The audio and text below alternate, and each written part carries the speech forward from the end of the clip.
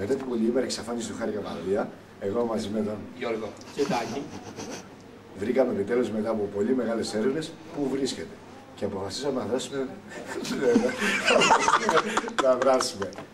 Βρίσκεται στο νοσοκομείο, στο υπαρχόν 120 δωμάτιο του νοσοκομείου. Φωνάστε και το ξυπνήσετε. Και η διάγνωση είναι υπερβολικό σεξ.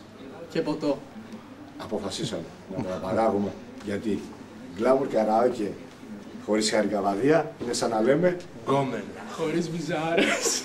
είμαστε έτοιμοι να το παράγουμε, να τον φέρουμε επιτέλους στον θρόνο του βασιλιά.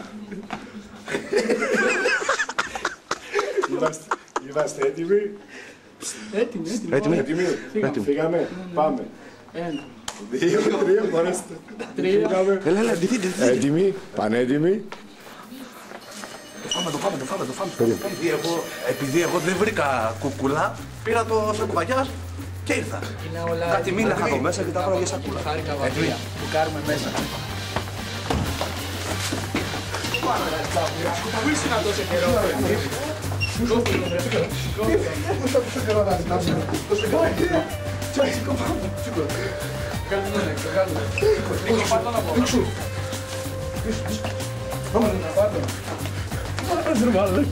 Από εδώ καλά πάμε. Ελέγχω τους διαδρόμους. Ένα μπροστά, ρε.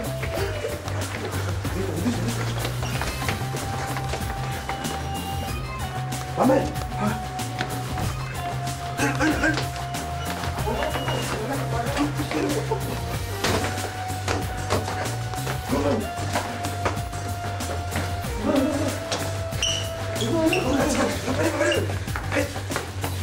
Έλεξα. Δεν είναι καλά. Δεν είμαστε καλά. Πάμε. Δεν βλέπω ρε μαγάπη σακούλα.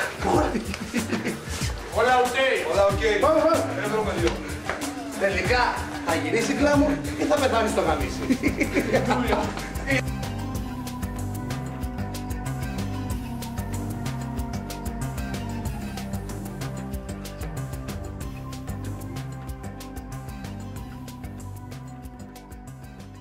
Τώρα απόδειξη. Πάμε, μαλάκα δεν μπορώ. Τώρα απόδειξη να λογώ, ρε. Απαγωγή μεγάλη εδώ. Εδώ η μεγάλη απαγωγή. Τον Αλίτη, τον Εβραίο. Τον Αλίτη το βρήκαμε. Το βρήκαμε. Το σφίγγι σκουλίκι. Πού θα πας. Θα πας άλλο καραόκε. Έχεις σκουλίκι. Δάχτυλα στη μαντέτα και έτσι. Ρε μουνί. Προδότη. Λέγε πού θα πήγαινε. Το φέρατε προδότη. Πού θα πήγαινε ρε. Πού θα πήγαινε Αλίτη.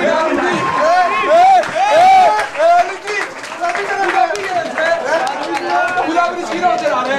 Σ' άλλο καλαόκε! Να ξεφτυλίσουμε! Χειρότερα δεν υπάρχει. Πού ρε! Πού είσαι! Για πάμε λίγο.